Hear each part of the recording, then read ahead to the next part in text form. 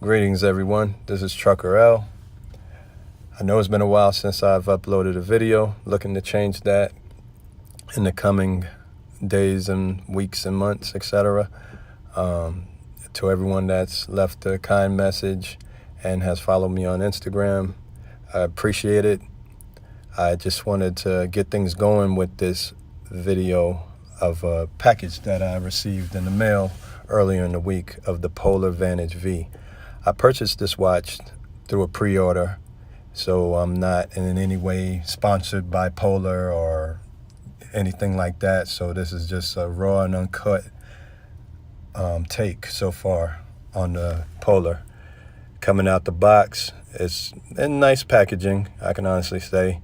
It was more than I expected, especially considering my introduction to Polar is through the Polar A370.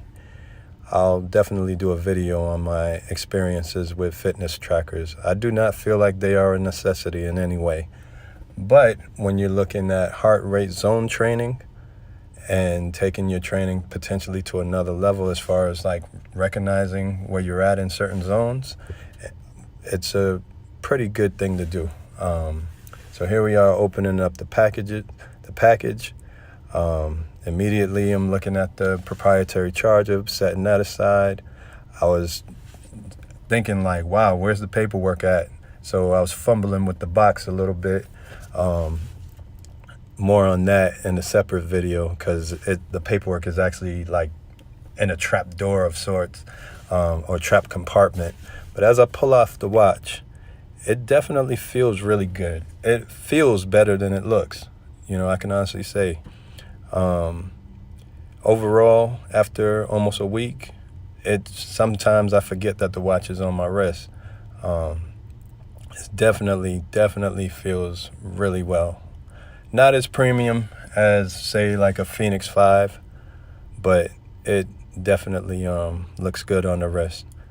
And over here we see the proprietary charger. It gets the job done.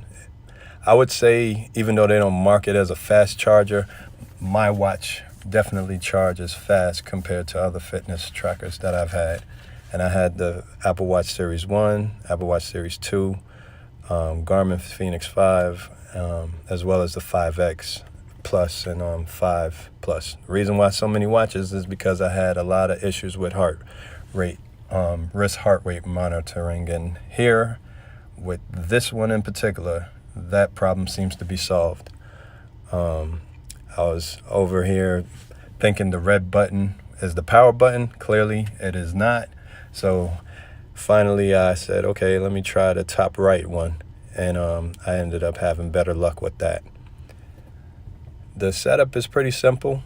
When you first get your watch, it's going to ask you, your language settings, your measurements, etc.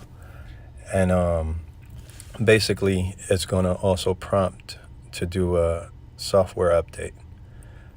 So far, since I've had the watch, there have been actually 2 software updates. The current one, I believe, is version 1.2.3, and it's a lot more of a smooth experience when going through the touch menu, which I hardly use. I mainly use the buttons, but it's a lot more responsive on the touch menu. More on that in part 2 of this video.